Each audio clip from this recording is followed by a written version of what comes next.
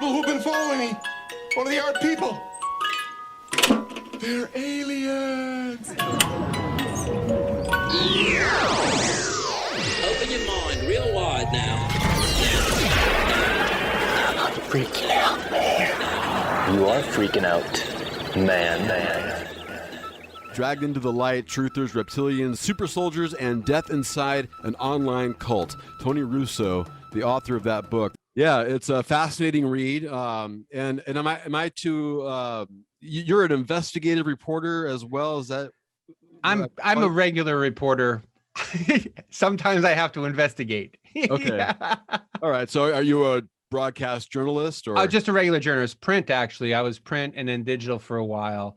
I got into long form maybe 3 years ago. I started doing, I was hired to do a podcast called This Is War. And I was interviewing combat veterans about their experiences in Iraq and Afghanistan. And I did that for about 2 years. And then I started to work on this book.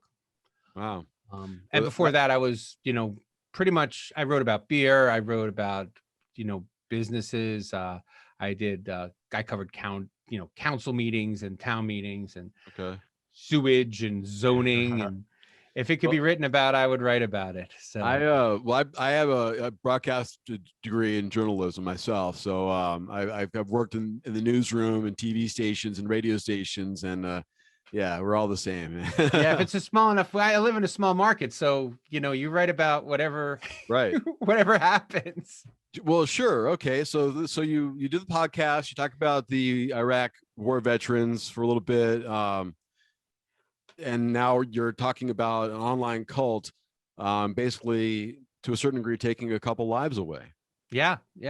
How did you stumble upon that? It was going to be kind of my next assignment for the podcast. Is the shortest version is that, I was working on a podcast, and the company that ended up buying the podcast didn't want my story the way it was. And so they were very kind, and they said, if you want to write a book about the story that you want to write about, then that's cool, but that's not the story that we're hoping to tell, I think is the fairest way to put it. It was super cool because they could have just told me to go pound sand down a rat hole. Right. But they're like, yeah, no, go ahead, make the book. But we don't want the story.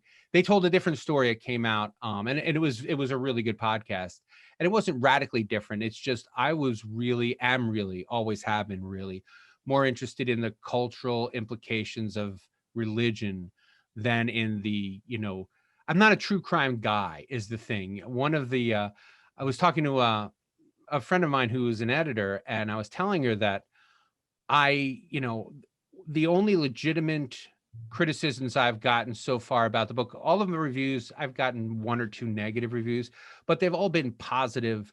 And the complaint from the positive reviewers was that I didn't hit all of the true crime notes.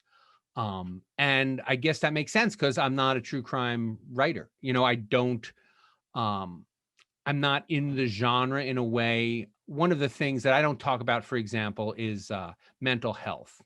And a lot of people do want to talk about mental health as part of Sherry Schreiner's story. I pointedly avoided that because these are Christians who believe a lot of what lots of other Christians believe. And to say, if we want to talk about whether it's crazy to be a Christian person, that's a harder conversation. Right. You're walking a fine line with that, where you're going. Yeah. Right. And of course, many of the people in the book aren't around anymore. So I also kind of shy away from this idea of diagnosing people from afar. Yeah, I could see that. I mean, we talk about the religion aspect of this story. So, I mean, we'll get into the whole, little deeper into the story and the, I guess, how society kind of, enabled this story to happen. Yeah. Certain bubbles of our society. I like to call them bubbles of our society. That's a word that people appreciate more now. So that's a good word choice. Because because I just think you just live in your own world, which is fine and everything like that. But it's not the only world out there. Right. And there's more to it to that, and the experience of living life elsewhere outside of where you grew up is also an important aspect. But that's another realm, going down another rabbit hole. But Dragged into the Light is really about in essence a woman using an invention by a scientist back in the 30s who came up with this creation called orgone, and it was an energy box. I guess he created a box that Yes. you would sit in, and it would kind of energize yourself and eliminate all the negativity out of your body or something like that. I'm not. That's as good a way to put it as any. Absolutely. Okay. So he creates this, and he's trying to get some legitimacy. And let me get his name up too.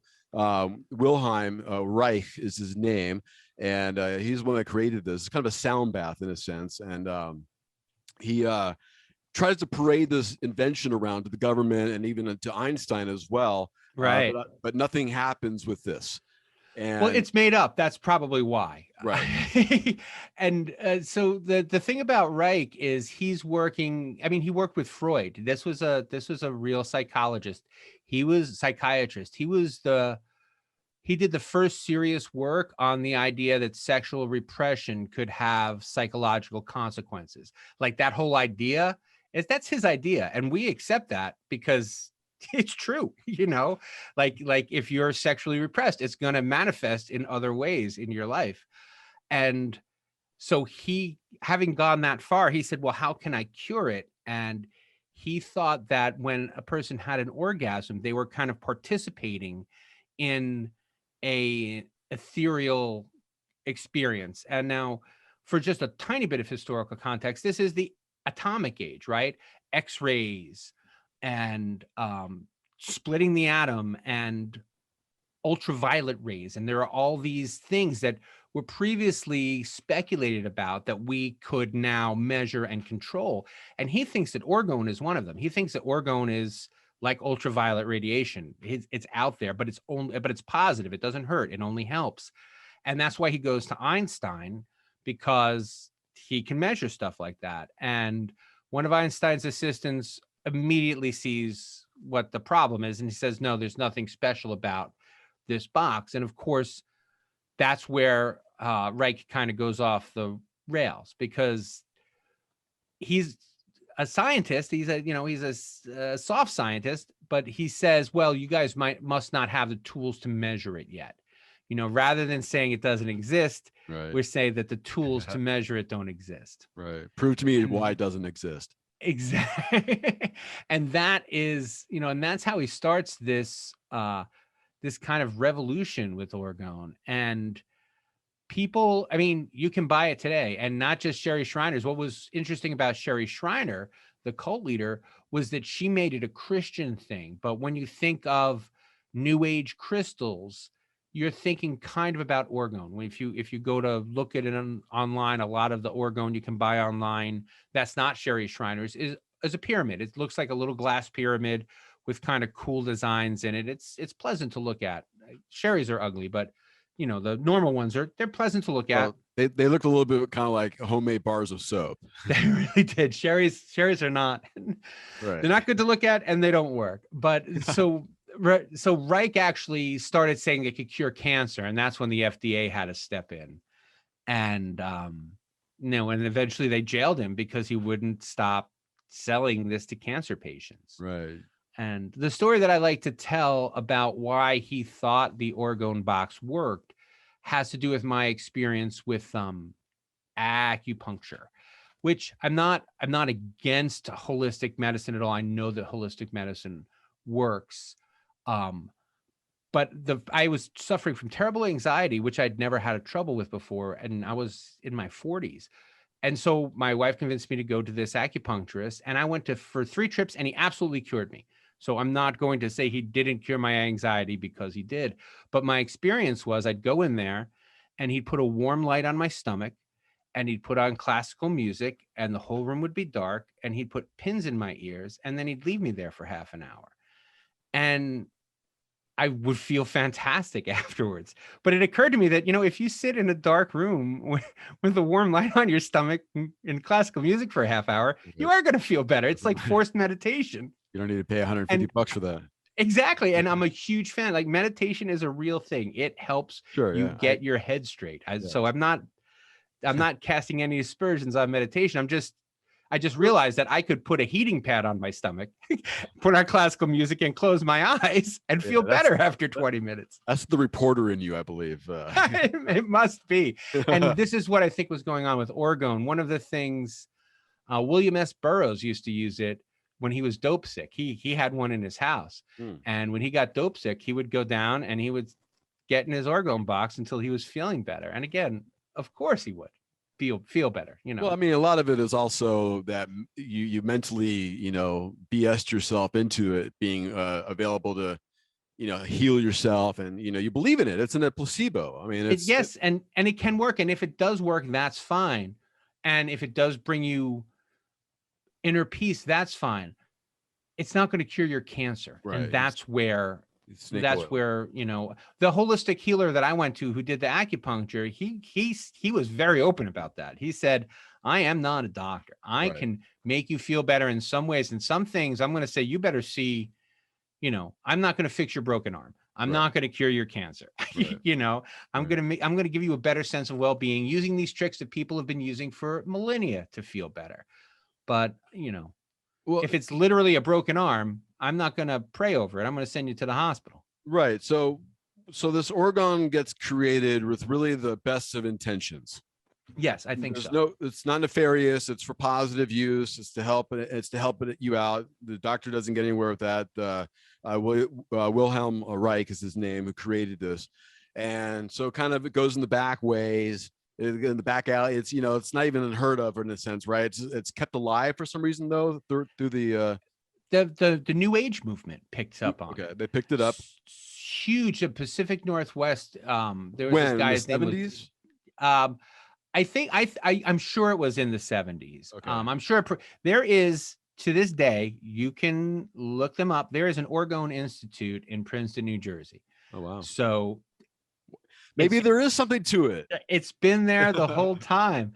But it gets picked up by the New Agers and the whole crystal movement. And that's when Sherry Shriner Sherry Shriner doesn't come across it until the 2007, I think. Right. But it had been there the whole time. But Sherry Shriner makes it Christian, which changes everything. Right. And right before we get to that, this reminds me of the Integratron. Have you heard of the Integratron? No, what is that? Yucca Valley. It's actually it's a built construction sound bath. And it's supposed to be a time machine as well.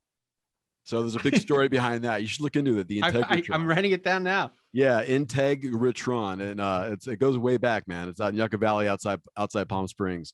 We're talking with Tony Russo, and he wrote the book, "Dragged into the Light: Truthers, Reptilians, Super Soldiers, and Death Inside an Online Cult." And that's kind of where we're getting to right now, is the beginning of this online cult.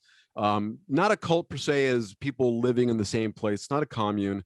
It's an online gathering. It's your online social media where everyone gets together in their own private chat groups and their own private lines and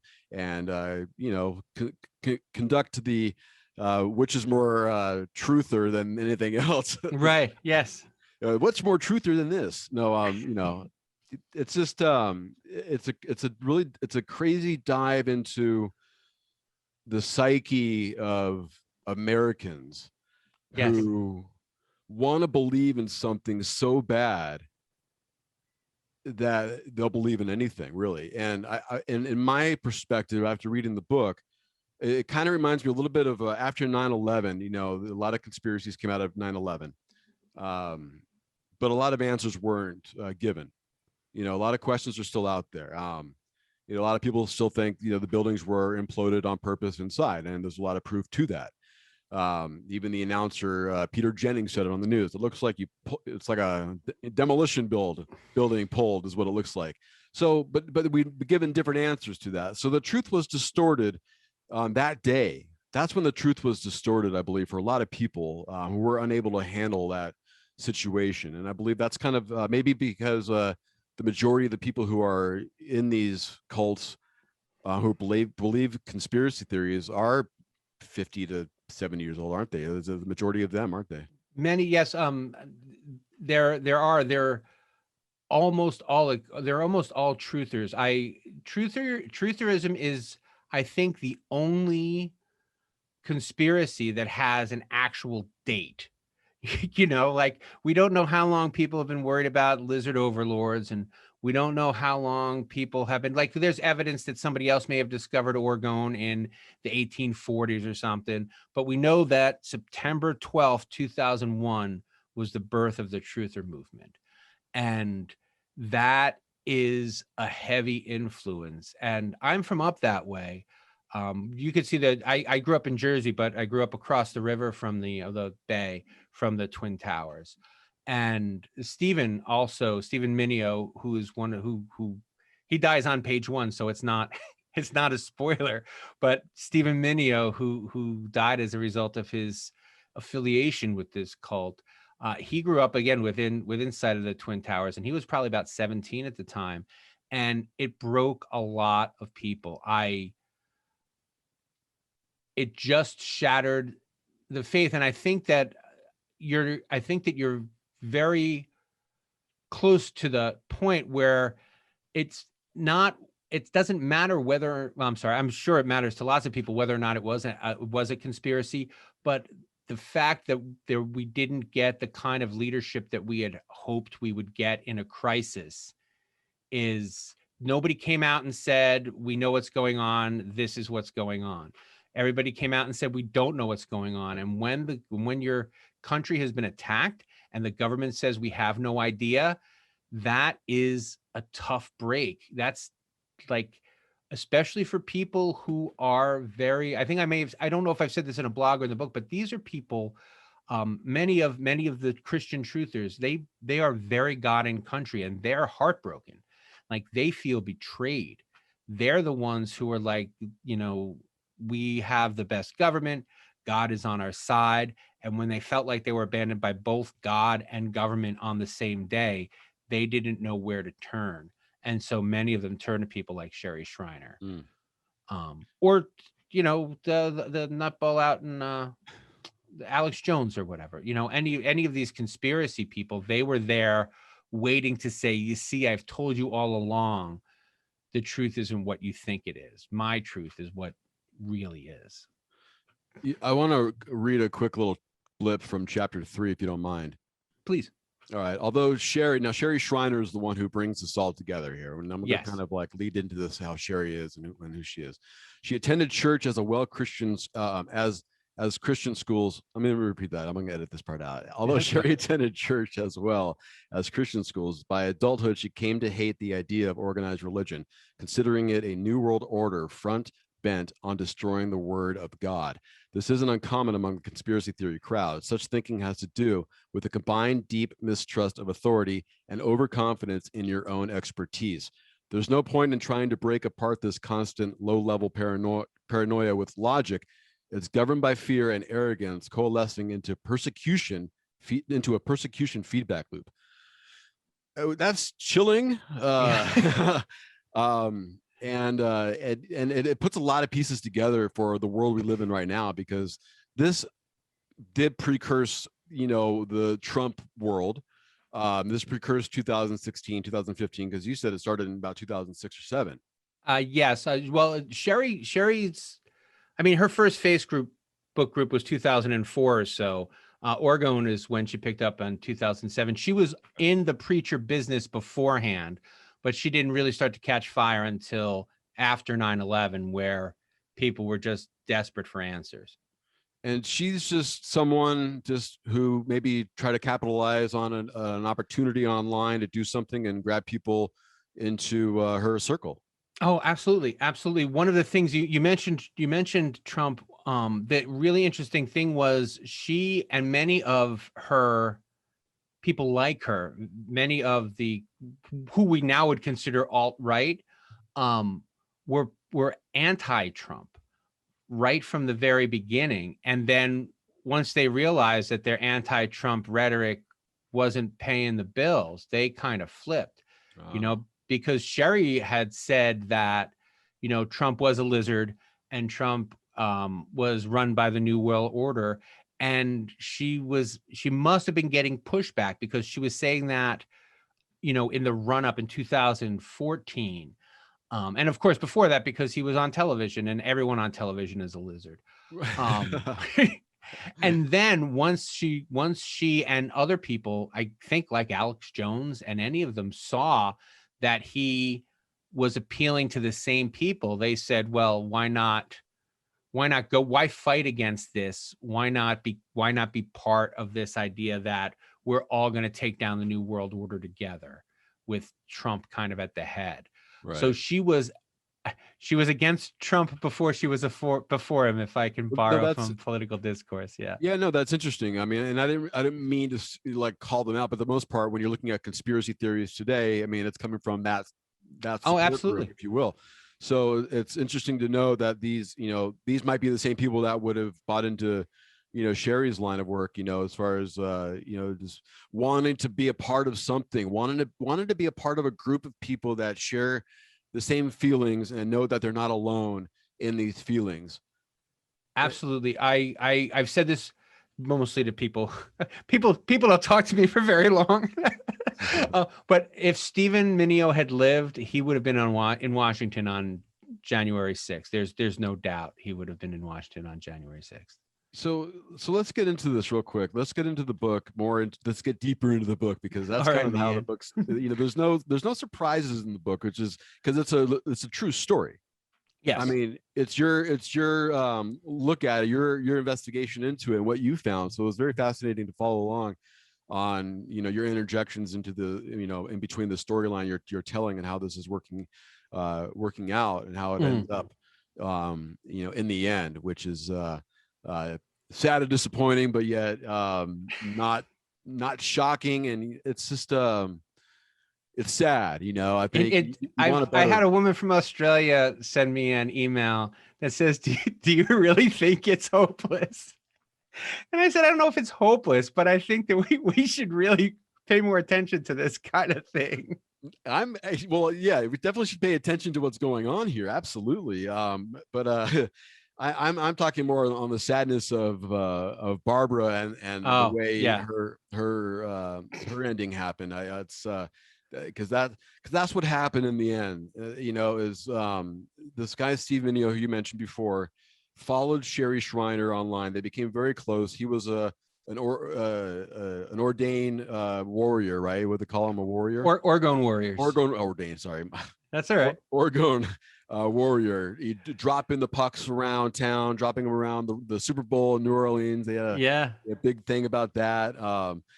So again, the attention is there, the positivity is there. It means well. That's why people want to get involved, because what kind of evil intent is this? I want to help people. Yeah, this is a positive thing.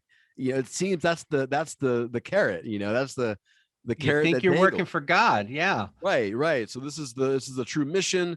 Because you tie it into God now. Now it's a whole. We're using your religion against you to be to utilize you for this mission, in a sense.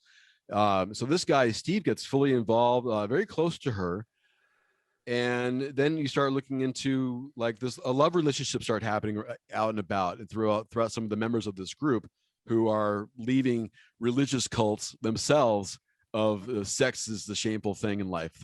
So. Right. It was the sexual aspect of it is always something that amazes me. The image that I've been trying to use lately is of a gondola.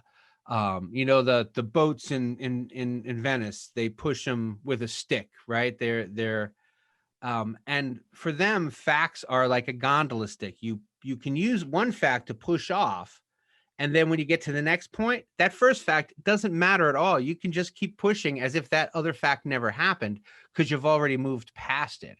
And what they do so well is they use fact number one to get to fact number two. And then if fact number three isn't supported by facts number one or two, that doesn't matter, because they're already past those facts. So the idea that orgone is special is what matters. The fact that it was like essentially a sexual cure is something that they're perfectly willing to ignore, because it doesn't serve their own narrative. Right. And you can say that about almost all of their beliefs. If the beliefs they get to are kind of supported by beliefs they had, but not really, because the stuff in the middle doesn't fit, but they don't care that it doesn't fit. You know, it's like trying to crack a pistachio nut that has no seal opening. Exactly. It's and you had mentioned my commentary. That was the only way I felt like I could tell the story and not lose people, Yeah. because there's so much stuff that we think is crazy, and no, that it's bananas to talk about. And I just have to stop every now and again and say, remember, this is a true story, and these are real people, and there are real lives at stake here. It's Otherwise, you can just spin off the rails very easily, I think. yeah, no, and that's why I like the book, is because you bring it back to reality again. You know, you're like, well, if you think that's crazy, then you think this is crazy. You know, it's kind of like a because the fact is she had very devoted followers, and if you crossed her, then you got excommunicated. So some of the story is a couple of excommunicated people, talking about, maybe she crossed the line on this, but everything else she talks about, I believe in. It's like, Absolutely, wait a minute, wait, case. she broke your trust into this one little crazy portion of life, but everything else is cool. It's it's hard to wrap my head around, man. So one of the things that Sherry did is without rhyme or reason, really, she would accuse close followers of being members of the FBI or the CIA or the New World Order. She would expose them as spies, and that would prove to all of the other people that the CIA was really after her. But the thing was, the people that she would accuse knew they weren't in the CIA, because they weren't in the CIA, but no one would believe Doesn't them. matter. And it happened every time. And until you were the person who was accused of being in the CIA, you believed that Sherry was under siege by the CIA. I'm sorry to interrupt, but it's No, crazy please. just for the comments from the other people in the group to justify Sherry's belief that they're in the FBI. And the guy's like, you know me, I'm not in the FBI. I mean, it's the Uneasy Rider by Charlie Daniels Band. I mean, you know me all my life, man. I don't even have a garage. But it's just I don't know. It's like to go so deep into what she's selling, and to trust every word on someone that you've never met before. It's the gullibility of it all, the naivete. Well, and also the investment. And that's what, like, think of a bad marriage. Think of a bad marriage that lasts 30 years. And the reason it lasts 30 years was because at 10, they were like, I've been in for 10. I may as well keep kind of like your self-identity gets wrapped up in this. And then when you reach a point, and this is what happened to a lot of Sherry's followers, you reach a point where your self-identity is so wrapped up in it that you don't have another self. You don't have a different reality to go back to. You only have this reality that you've created with and for Sherry Shriner. So at that case, and again, we saw it happen politically. We are seeing it happen politically. Just keep doubling down. Right. No matter. Absolutely.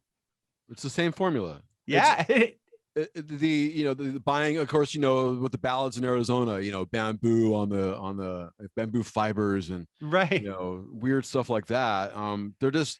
They want to have an answer. They never got an answer for something in their life. There's something missing, as a whole, as a group of people, of something. I don't know what it is. I mean, maybe if we can figure that out, we can heal and move on.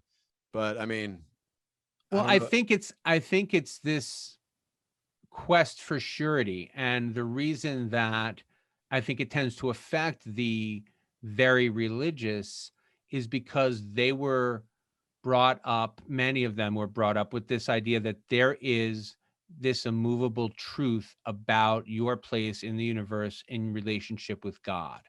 And that is more complicated than that, and as people get older, they're trying to reconcile what they were told and what they believe with what's happening in the world around them. And it doesn't fit.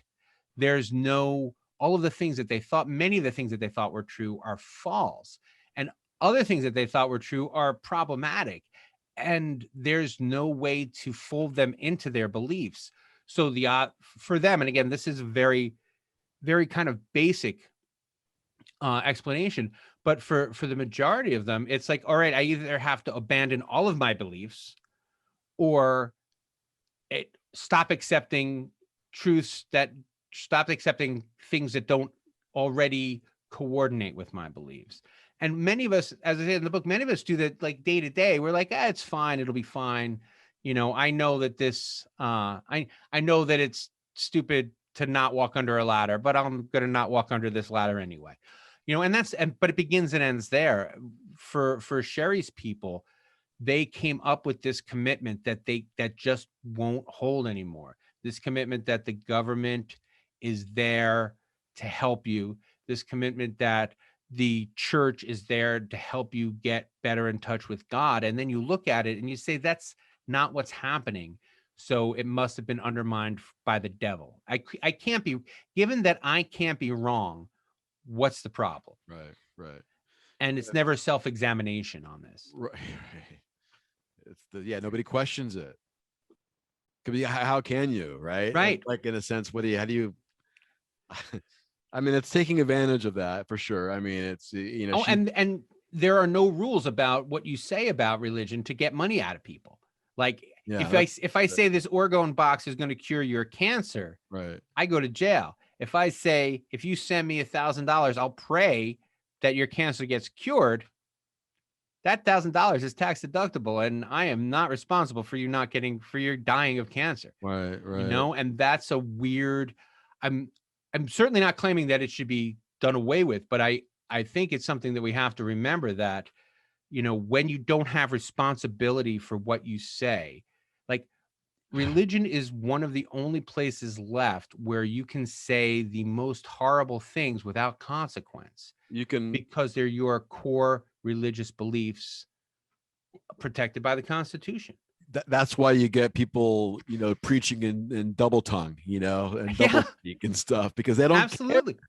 Either the freakier and crazier you are, the more people are going to believe you because you're special, you're different, and it's basically having big balls.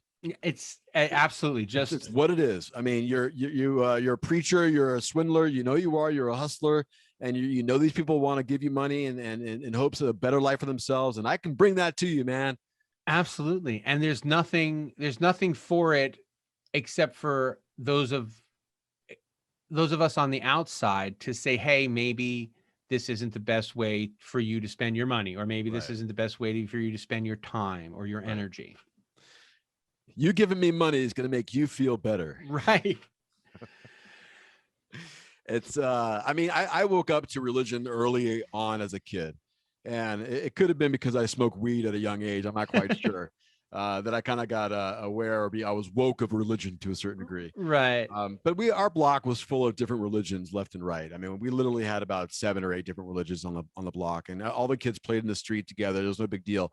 But when I get to the age of reason, to a certain degree of like realizing, like, why are we all different religions? What's the deal here? What's going on? Why are everyone, going to a different place when we die? Right. It just didn't make sense to me. I, as a kid, it never made sense to me. So I've always kind of like have looked at a religion from afar, and it's not really, I've never been a part of any kind of group. I can't submit myself to a group like that.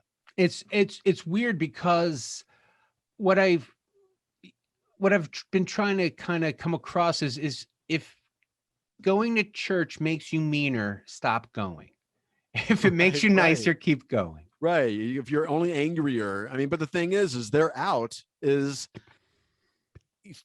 giving it up on Sunday, then they're back to square one on Monday. Well, the other thing, and again, I talk about the Westboro Baptist Church in this way.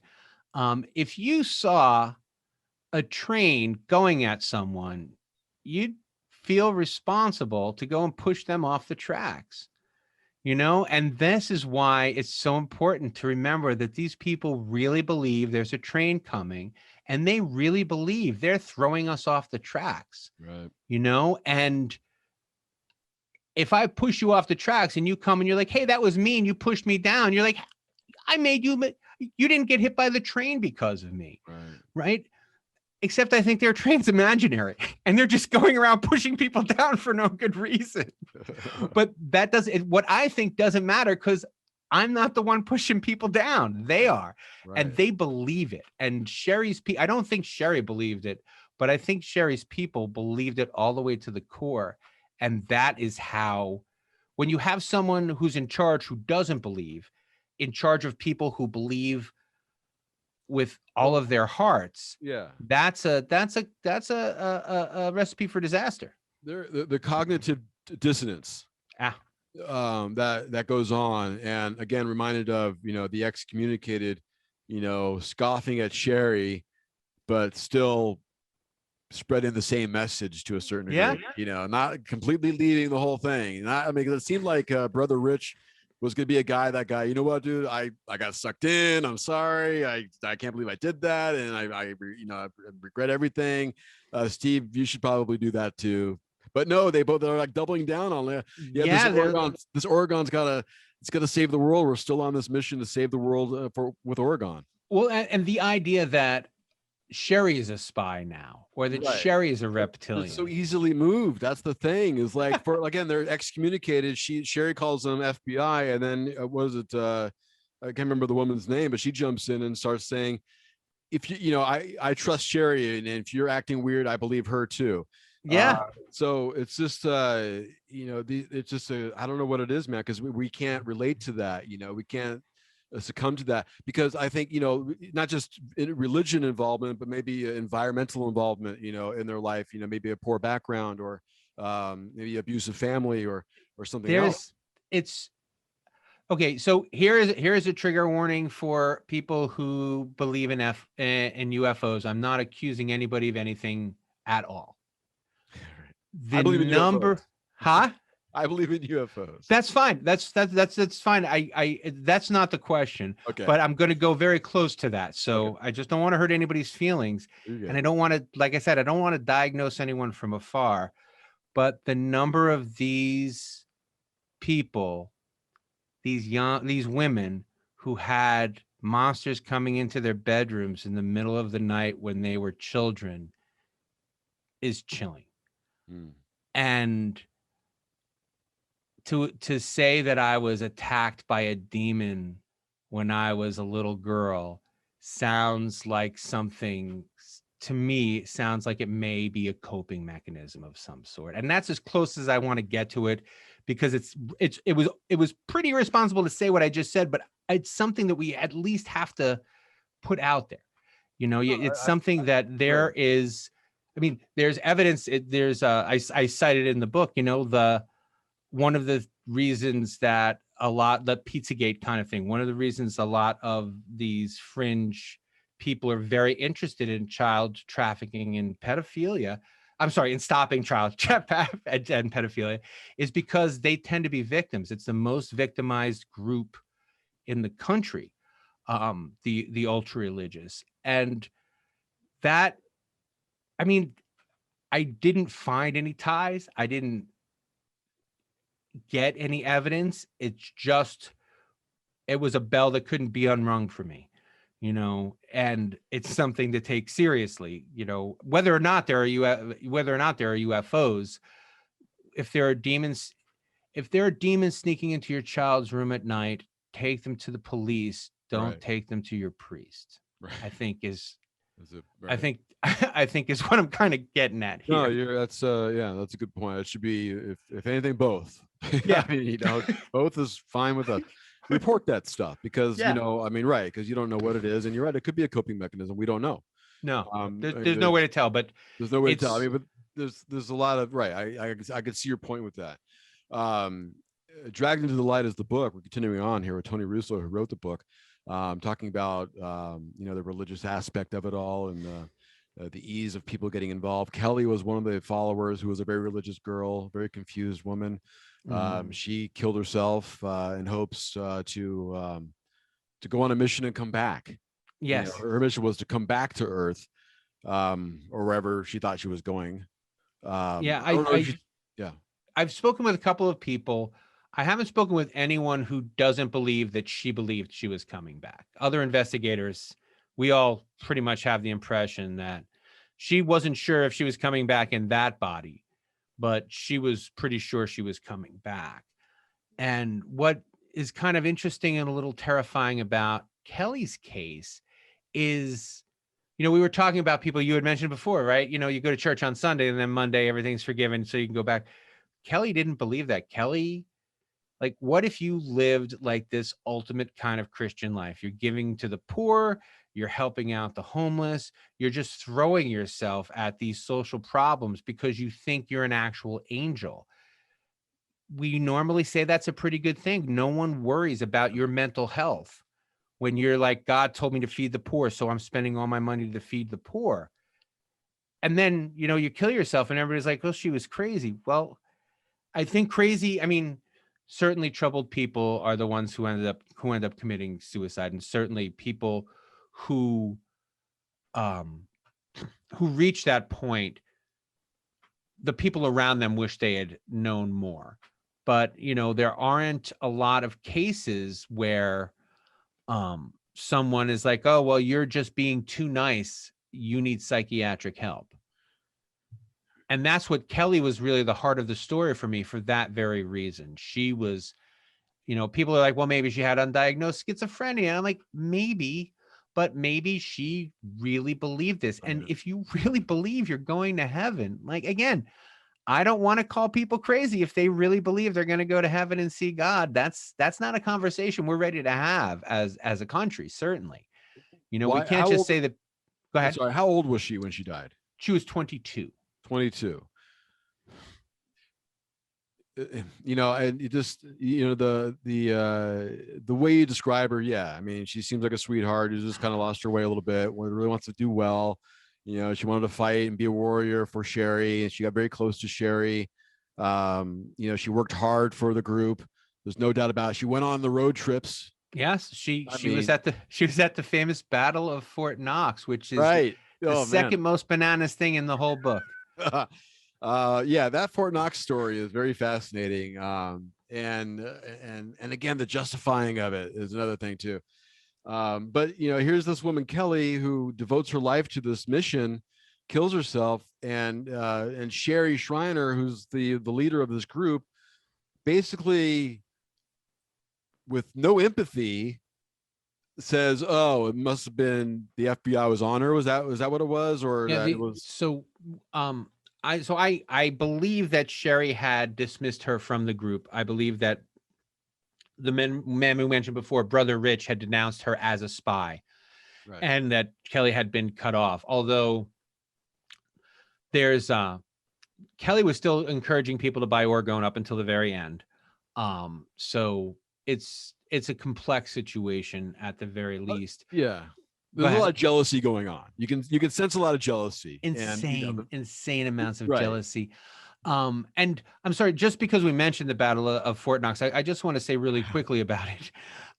For the listeners, so they went to Fort Knox, Kentucky. They literally drove to Fort Knox, Kentucky, and all of the people there, independently of one another, claimed that they fought aliens while they were there, and that there was a brain in a jar, and that there were these turtle people that they saved. And, I don't know what that was like. I don't know what really happened there. I do know that they all said the same thing happened. And I also do know that they didn't kill a brain in a jar. But beyond that, do you think like the core, like Sherry was like, I mean, it seemed like it's all made up, and you get, well, of course it's all made up. Let me say this right. To collaborate with 4 other people on one story like this, you got to wonder how that starts. Like, all right, I'm going to make up a story and we're all going to go with it. I imagine it's like playing like soldier when you were a kid. I don't know if you played soldier, but like, you're all out in the woods and you're all shooting at pretend enemies. Like, oh, look, I got that guy. Oh, I blew up the tank. Oh, and then, but you don't talk about it after because it didn't happen. Right. But if you believe that, if you believe these things are invisible and that you can see them and kill them. But the reason I wanted to mention that is because the Nashville bomber did the very same thing. And it was interesting to me that, everybody said, well, this guy said he was going out to fight reptiles in the woods. And I'm like, yeah, he was. Of course he was. That's one of the things they do.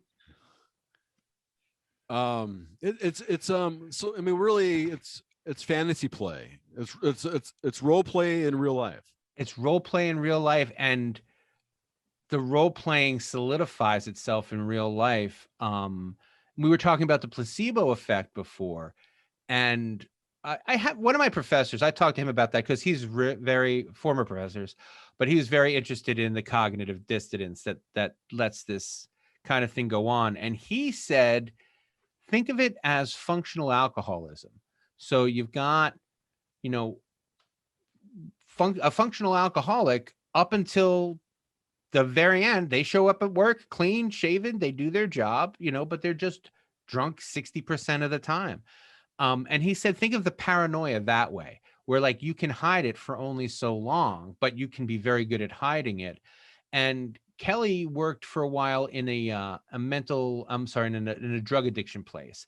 And Sherry Shriner preached that people who were mentally ill, people who were addicted to drugs, that was demonic possession. That was not any kind of mental imbalance or youth trauma. That was sheerly demonic possession. And so Kelly started wearing a necklace, an orgone necklace, to work. And she felt better because she was no longer afraid that these guys were going to kill her when she got there. And I can't imagine going to work and believing that everyone there is a monster waiting for their opportunity to kill you, and then feeling better because you put a piece of glass around your neck and now the monsters can't get you anymore. And yet that is a type of person, when you hear about that, you're like, well, I understand that maybe she was having a mental illness. But again, when you grab your cross, when you say your rosaries to make your grandma feel better, heal quicker or whatever, we all participate in this in one way or another. We all participate in, excuse me, the spiritual aspect of the hope. We just call it the hope aspect of life. Whenever you are hoping against hope, you are participating in this. And I'm a Mets fan. I hope against hope all the time. But when you're making your decisions based on what you wish you had hoped for in the past, that's when it gets really kind of muddy. And when you live your whole life that way, that's when it can be problematic. Yeah, man, it's like I said, it's a real look inside of a sect of our society that is, I don't know if they're gaining in size as much as they're gaining in popularity, because it's becoming more accessible, or it's becoming more like agreeable, I guess you can say. I feel more comfortable because you think the same way I think. Absolutely. Now you're not afraid to, right. You're not afraid to say, I believe in reptilians, because right. Fewer people think you're crazy. Enough people think you're not crazy.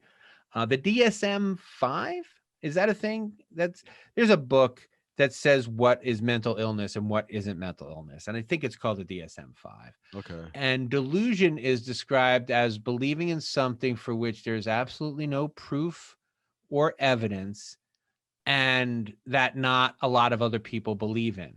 And not a lot of other people believe in is what I call like the religion clause, because I don't think we should say that everyone who's religious is also mentally ill. But I do want to say, if we're going to say that, you can be religious without being mentally ill, then we can't talk about religions that we don't like being mental illness, because that is an accident of history. Yeah. Well, I mean, calling religious people mental, I don't buy that. Right. No. Because it's, it's something that's taught. It's taught to you at such a young age. You're indoctrinated into it without any, before you get any chance for reason in your head. So, maybe we should step back a little bit about giving, the 3-4-year-old child, the baptism and the lessons in God before we teach them how to be a decent person. If I had a magic wand and I could solve the world's problems with a magic wand, I would just take away tax exemption for religion, and then only people who really believed in it would do it. there is such a profit motive behind religious charlatanism. Behind legitimate religion, there isn't really I was raised Catholic. The Catholic Church has been fantastically wealthy for a very, very long time. I don't think they would notice if if people started taxing them. But this idea that, hey, I can go and rent a storefront, and any money that I make renting that storefront, I don't have to pay for, because I'm just selling hope out of that storefront, Right. and hope isn't taxable. That's a problem. And when we see people using it, weaponizing other people's spirituality, it's something that I really think we have to at least discourage. And one of the things that every economist will agree about is, if you want to discourage something, tax it. If you want to encourage something, don't tax it. And if you believe in something, like, I still write. I love being a writer. I love talking to people. One of the downsides of that is I have to pay taxes on the money I make writing and talking to people. I'm going to still do it and still pay the taxes. If you really love talking to people and helping them find God that much, you won't mind paying taxes to do it any more than I like paying than I mind paying taxes to write. Right. And that is Oh. really the way I wish we would start looking at it, Has, because it really cuts out the charlatans at a pretty high level. what did Bono say about the God I know isn't short of cash, mister? Yeah, yeah, absolutely. So, I mean, you gotta, I mean, preaching or praying shouldn't cost money, Right. it shouldn't Yes. cost you a dime. And that's, yeah, I mean, they're making, we all know that scam, and how much they fight it off, how much they don't want to be taxed, but yeah, they want to And be influential on what's going on in the world. and it makes us hard. It makes it hard for us to protect our friends and neighbors and even family members from being taken advantage of by these people, because Sure. we don't have the same weaponry they do. Just a quick side note on the journalism thing. I learned when I was, learning my craft, man. Yeah. I learned, the news on TV is written for the mind of a 12-year-old. Yeah. So when you're reaching the masses, that's your masses right there. When you're looking at the percentage of people, 300 million people in this country, there's a large percentage that the comprehension level is kind of right there. That's where it stops. They become adults kind of with that arrested development. Yes. It's so on the print side, we have the same problem. And one of the arguments that I always made until I just left print journalism altogether, because I worked for a small paper, I didn't work for a big paper. And they were like, well, this needs to be shorter. We need to just, give them, the meat and potatoes of it, but we don't. And what I always argued is, anyone, and this is at the turn of the century, right? So anyone that is still picking up a physical newspaper wants to read. They're not picking up a physical newspaper to get the gist. That's right. What the TV news is for, but one of the failures of small local journalism is just that, they are still competing with Facebook instead of appealing to people who want to be informed. Because I still think of the newspaper as, as the place to get informed, something that, you have to put your name on it, and your name is on it forever, and it's in the library, and you want to get it right. And when you get it wrong, they're going to say, this is his name and here's where he got it wrong. Right. So you don't have the same kind of, bouncing along that you do on a blog or any place like that. And I think that it's unfortunate that print journalism has kind of fallen, local small print journalism has kind of fallen along the side, because that is where people learn that no journalism can be trusted, is in their local paper, maybe you for should better or worse. Maybe you should start giving away some Oregon with every I might sell Oregon and have it on the maybe I'll get I'll start a newspaper, the Oregon Express or whatever, the Oregon Courier. And I appreciate you hanging on it. Just I got a few more things I want to wrap Please, as about. long as you need me, I got all day. Cool. Tony Russo is with us here. Dragged into the light: truthers, reptilians, super soldiers, and death inside an online cult. We talked about the death, and the Steve Mineo story is a really fascinating aspect of this whole thing, and it really just shows the depth people will fall into this world of the rabbit hole world, I guess you can say. It really is what it is. Reptilians, that's kind of been a hot item lately. We've talked about that. The truthers, of course, we discussed that. So the super soldiers is obviously another thing that these people believe in. And I think, a lot of things you're talking about, they believe in. This all happened prior to 2016 and the Trump movement. But all of these things that they believe in are being picked up by the Trump, by the conspiracy theorists who believe Trump still won. So that's where we're at. That's it's so. One of the things I didn't mention the word. I used the word QAnon once in the book, and I actually added it into the introduction. And as I was writing it, I said, if I bring QAnon in, nobody's going to know what that is. No one's going to understand it because it's just too convoluted. And then, of course, by the time the book was coming out, QAnon is on the front cover of Time. I'm like, all right, well, maybe people do know about QAnon now. Right. This drive, though, that kind of, it's been bubbling for a long time and continues to bubble. And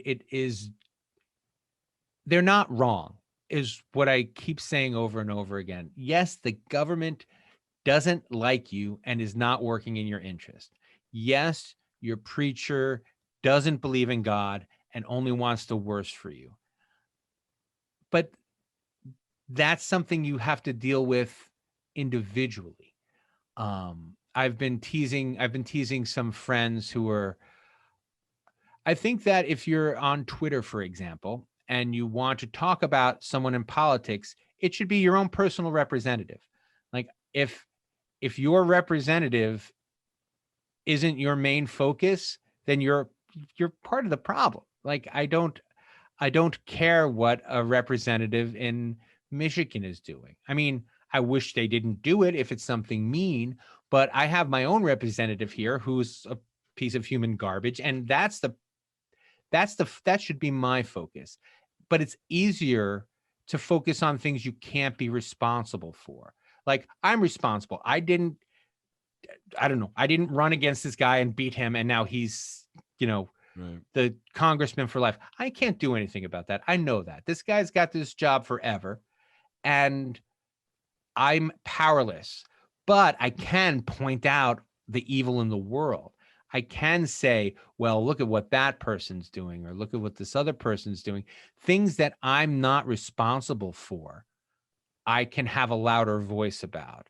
And that is the primary concern of the 21st century. It's not a lack of personal responsibility as much as it is a lack of acknowledgement that there's such a thing as personal responsibility. We know what we can't fix, and rather than trying hard to fix what we, quote, can't fix, we just take the easy targets that we are not. It's not my fault, so I can complain about it. Right. But if it is my fault, I can't complain about it, and that's where we end up with the finger pointing. Yeah, there's no responsibility, no self-responsibility, no. That sounds real familiar. Not having to be accountable for anything. There's always somebody else's problem. Yes, and these people are just the Sherry Shriner, the Schrinerites is what I call them. And they are just a cartoonish version of this. The idea that there's a reptile in the White House is a cartoonish version of, well, I can't get anything done at the local level, but I'm going to complain about the president because other people voted for him, and that makes those other people evil. I'm fine. I'm still good. They're just taking advantage of me. You think it being so easily gullible for these conspiracy theories? We've always had conspiracy theories growing up. I mean, Bigfoot has been on the National Enquirer cover my whole life. Elvis is still alive. I mean, I haven't heard any resolve for that, by the way. So I think he's still alive. We haven't heard an official he's dead. So I just want to make sure National Enquirer knows. in Men in Black, Tommy Lee Jones said he's not dead, he just went home. Right. So You're I, right. I Well, believe Tommy Lee Jones on that one. yeah. Well, what's funny is the theory is that the night he was born, the UFOs appeared above his house. Yeah. So, So you there know, you go. Tommy Lee they, Jones is right. they knew. But I mean, that was, we had In Search Of on TV. That was kind of the borderline of a conspiracy theory type of show. Right. It was fun to watch. It was cool. We've always kind of had them. They've always kind of been there in the background of our lives. Just like, again, the magazine article on the rack of the supermarket. It's there if you want it, and it's always there. But now it seems to be more easily digestible. Where back in the day it wasn't. Well, it's also the faux intellectualizing of it is more appealing. It's hard to be smart, but it's easy to sound smart. And it's hard to say, well, I don't know what's really going on, but I'll look into it. And it's easy to say, one of the things that they talk a lot about is they talk a lot about physics. These are people, very few of them have degrees beyond high school.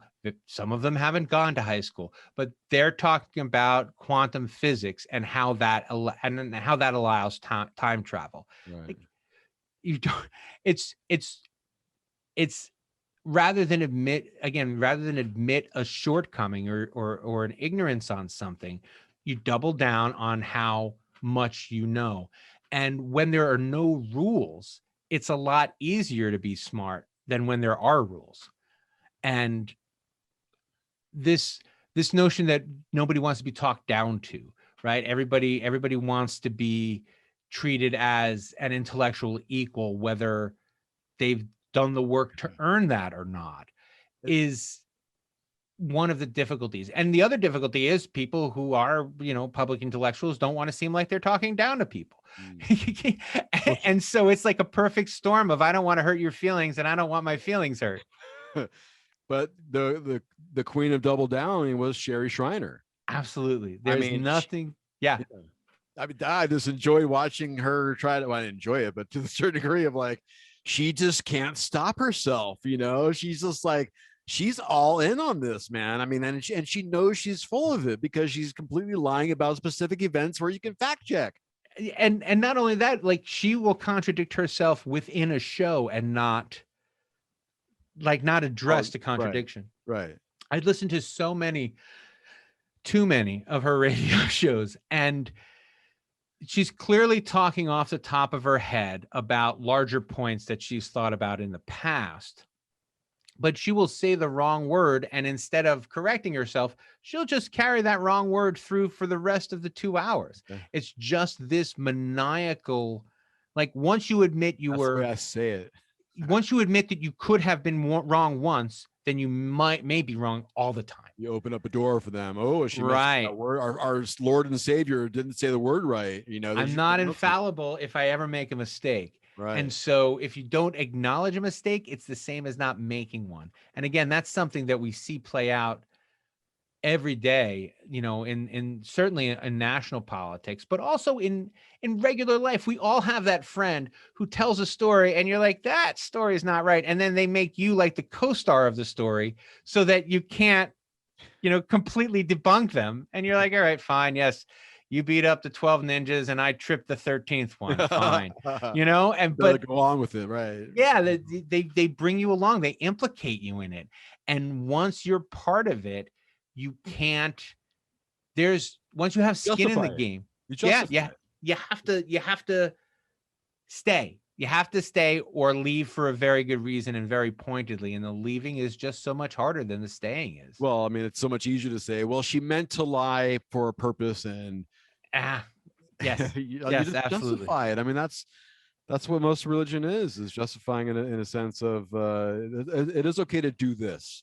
Yes. Because of this, even though it says this somewhere else, but it says this here, I'm good to go. Like it's just it's a lack. It is a lack of education, but it's really not really an education as far as getting 2 + 2 = 4. But although we need that, it's a lack critical of thinking. Right, critical thinking. How to how society works. But I mean, I don't even know if that's even a good idea to a certain degree. But I think it's more of a I don't know. an empathy class or something. I'm just When gotta be a if decent the human. other my other magic wand moment would be, the only thing you could do for the first 10 years that you were in school is read novels.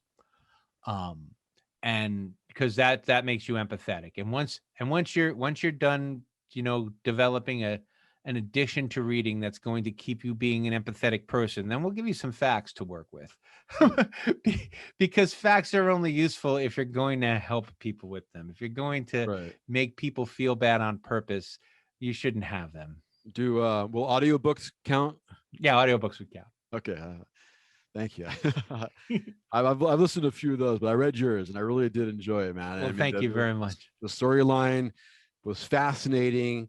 I won't tell everything, obviously, because I mean, you can read it and you can check it out yourself. I mean, because not a lot online. I looked up online on Sherry Shriner, and I mean, she's kind of still a hidden subject to a certain degree. It kind of reminded me a little bit the phone sex operators. Yeah. You listen to them and they're telling you everything you want to hear, then you're fantasizing about who she is, and without her giving up her identity, you just hear a voice.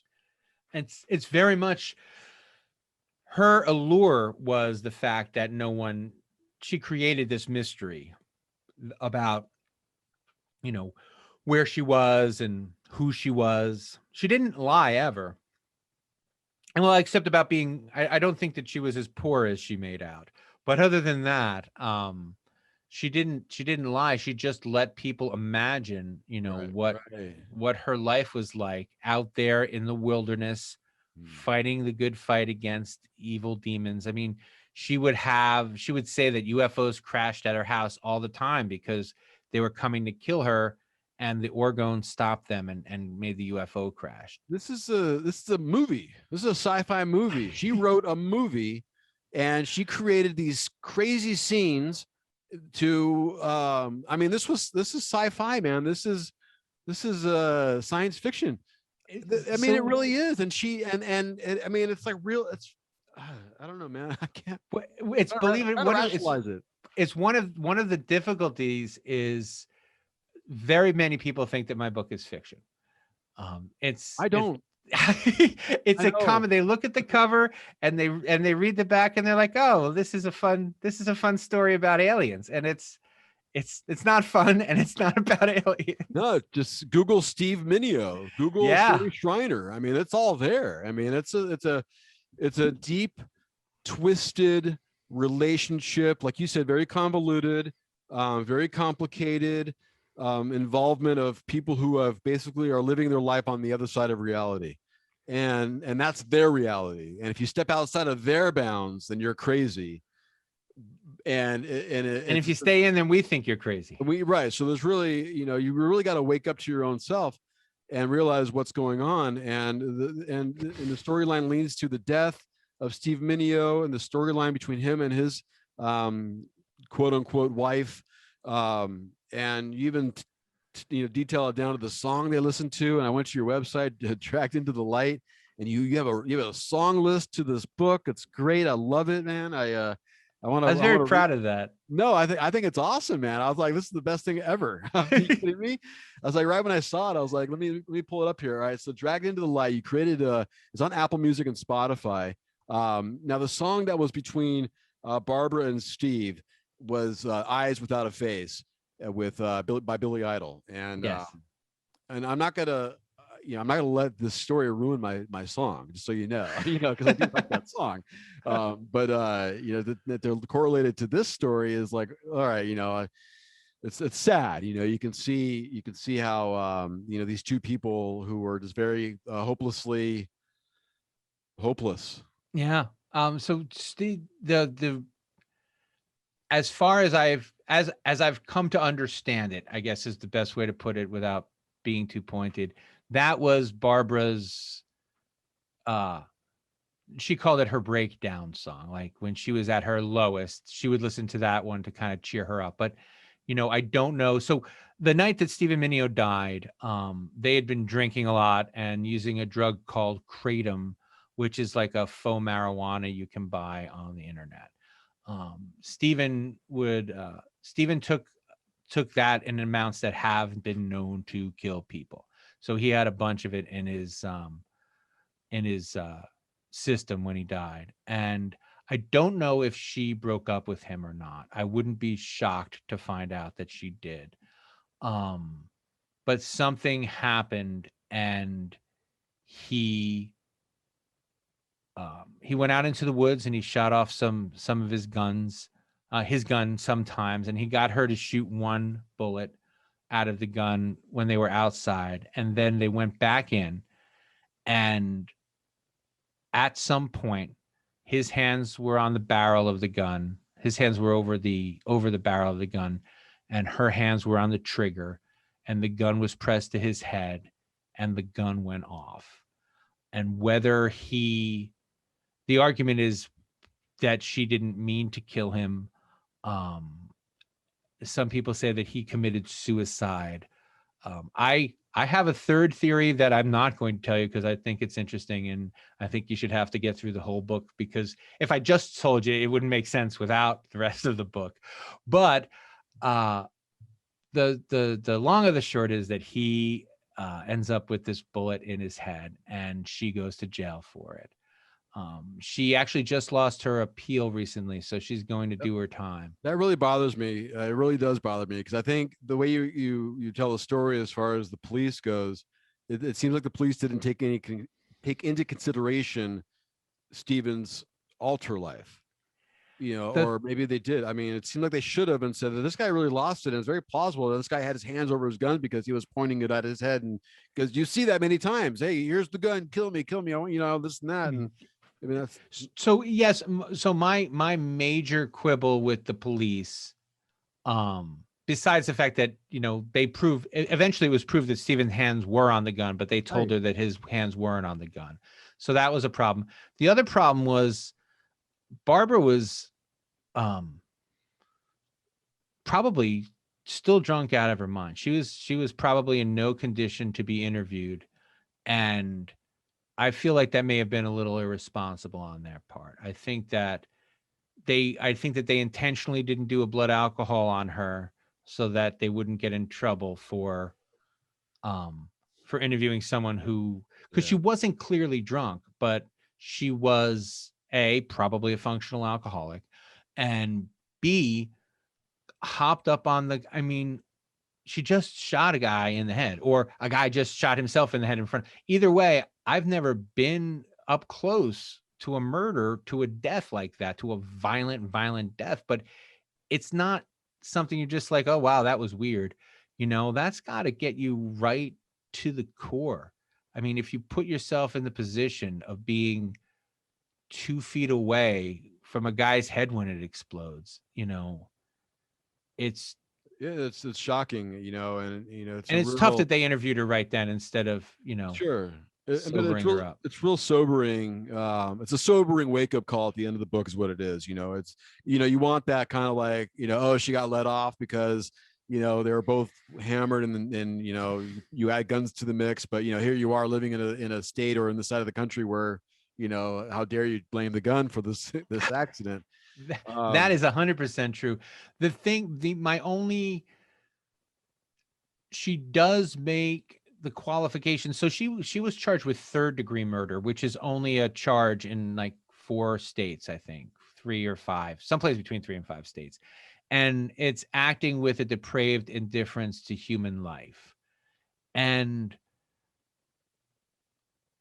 when you choose not to let go of a gun when someone has it up against their head, I think you probably are acting with depraved indifference to human life. I mean, but this is a woman who didn't have much of her own thoughts anyway. She wasn't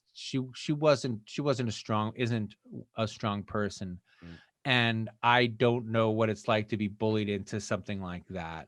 So you kind of said it, or someone said it, that they were just very sweet people, very nice people, or something like that, which was kind of a euphemism for simple-minded. Yeah, Stephen was a sweet kid, his mother said. Right. So, being a little simple-minded and easily taken, easily manipulated. And that's kind of what the whole book is about. And the fact is, as we and we wrap it up, and I really appreciate your time, dude. I mean, this has been a That's really fine. fascinating conversation.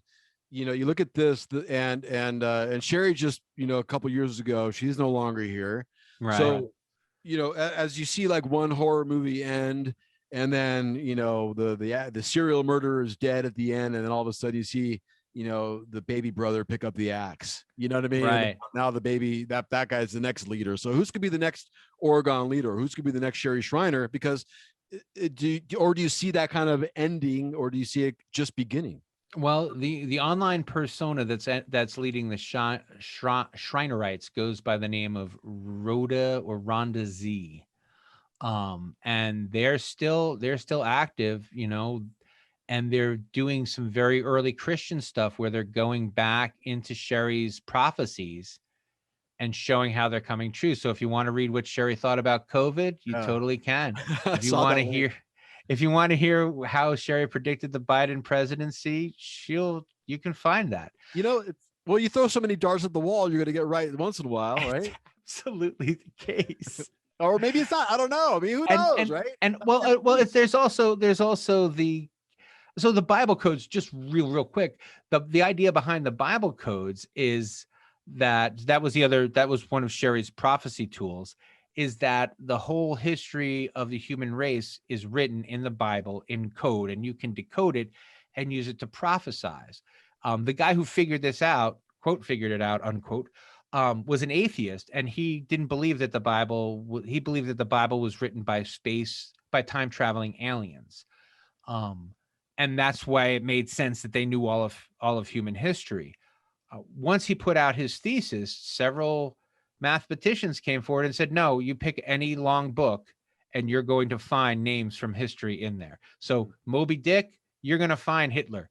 You're going to find the words that add up to Hitler when you do like this kind of cabal numerology analysis. Any work of great length is going to be susceptible to numerology for prophecy reasons. Interesting. And so Sherry has 1 million, tens of thousands, hundreds of thousands of words in her works. She was on the radio for an hour a night for between 1 and 3 nights a week for almost a decade.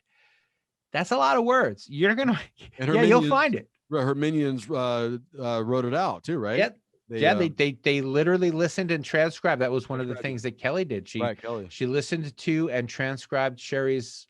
So her words are all written down from the audio, and they are searchable. I mean, I don't like to admit it, but sometimes I'm like, what crazy thing did she say? And I could make up a crazy thing, type it in that search engine and find where she said it. It's and the fact that she claims, or they claim, her followers claim that she predicted the death of Steve Mineo, claiming that Barbara was a crazy woman. Well, that's actually true. I mean, right. So that's just like, it's so bizarre. But that you don't need to be a prophet or a godlike being to see that this person might not be the right person for you. Get away at the bad situation you're in. Exactly. And that's the thing. Like, you can look at it and say, this is going to end badly. And if you can help it along and help your own cause, right, to create a more bad scenario, then why not? And that's exactly what Sherry did. Man, all right. So real quick, have you said you've gotten some responses from the book itself, but as far as the followers, have any of them reached out to you since this? I mean, I know you interviewed a lot of them and talked to them, but the X ones, are any negative from today? Not a lot of negative. I got a couple early on, before the book came out. When I was finishing up the research, I got a couple of, I would call them Sherry threats. They're like, don't make fun of the prophet or bad things will happen to you, that kind of thing, but no direct threats. But one of the women, I mentioned her, and I didn't mention her by name in the book because she asked me not to, but I mentioned that she asked me not to mention her in the book. She's been in touch with me, and we've been back and forth on Facebook for a couple of months now. And she just is bringing me up to date on everybody and how everybody's doing. And she's the one. So it seems like they're kind of picking it up on more positive intentions, or are they still, or am I still? Oh no, they're still negative. She's just one of the people who was already kicked out. Oh, So okay. I got you right. she after she saw the show, she was more interested in talking to me than she was when it was So- just some dumb book I was writing, I think. Wait, when you were getting involved in this, at what point did you say to yourself, what am I getting myself involved in? Oh, I would say maybe a month in. I remember because it's my job. Like it's what this isn't a hobby or anything. Right. And I remember saying to my wife one time, I'm like, you know what? I mean, because I'd be in front of the computer for 15 hours a day.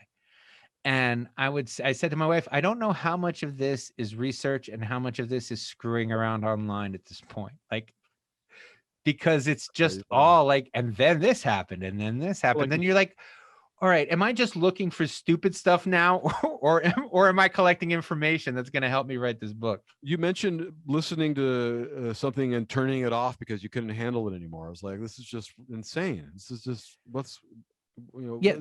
an e-ticket to Disneyland. Yeah, it's the problem is that it makes you feel bad. It's like a dog whistle for depression.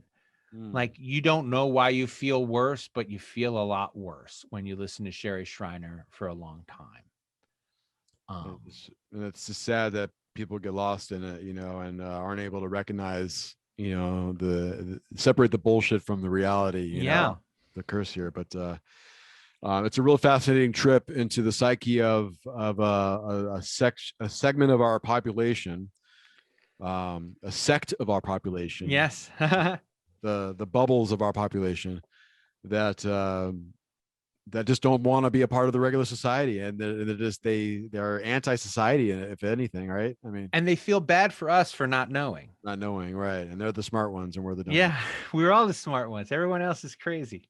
Tony Russo, I mean, I thank you so much. As soon as I dropped the book down, I was like, all right, I mean, metaphorically speaking, as soon as I exited out of the page, I was like, I can't wait to talk to you, man. I can't wait to talk to you. So I do appreciate your time. Thank you.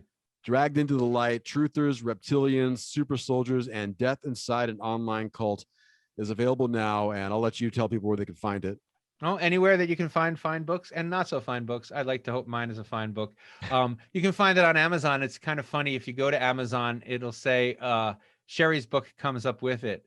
It'll say people who bought this book have also looked at this book. And it's because people want to see if she really wrote the book.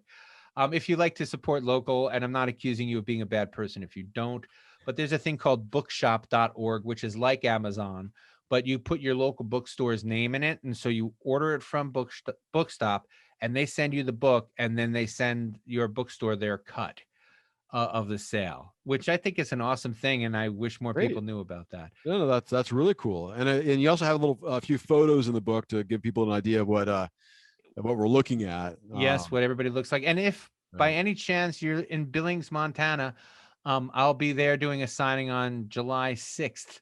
So you can find all that on my Facebook page. All my socials are by Tony Russo, BYTONYRUSSO, on all the social stuff.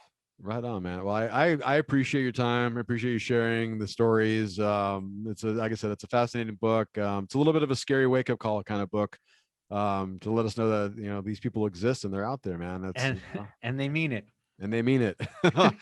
Lovely. Awesome. I'm just gonna have a good day myself. You have a great day yourself. All right. Thank you. Thanks for being a part of the Mothership Radio Show, man. I appreciate it. All right. Thank you, and keep watching the sky.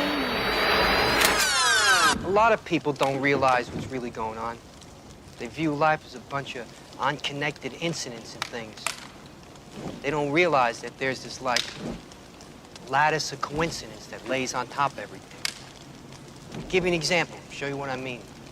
Suppose you're thinking about a plate of shrimp. Suddenly somebody will say, like, plate or shrimp or plate of shrimp out of the blue, no explanation. No point in looking for one either. It's all part of a cosmic unconsciousness. You eat a lot of acid, Miller, back in the hippie days? I'll give you another instance. You know the way everybody's into weirdness right now? Books in all the supermarkets about Bermuda triangles, UFOs, how the Mayans invented television, that kind of thing. I want to read them books. Well, the way I see it, it's exactly the same. There ain't no difference between a flying saucer in a time machine. People get so hung up on specifics, they miss out on seeing the whole thing. Take South America, for example. South America, thousands of people go missing every year. Nobody knows where they go. They just like disappear. But if you think about it for a minute, you realize something. There had to be a time when there was no people, right? Yeah, I guess. Well, where did all these people come from? I'll tell you where. The future. Where'd all these people disappear to? The past? That's right. And how'd they get there? How the fuck do I know? Flying saucers. Which are really, yeah, you got it, time machines.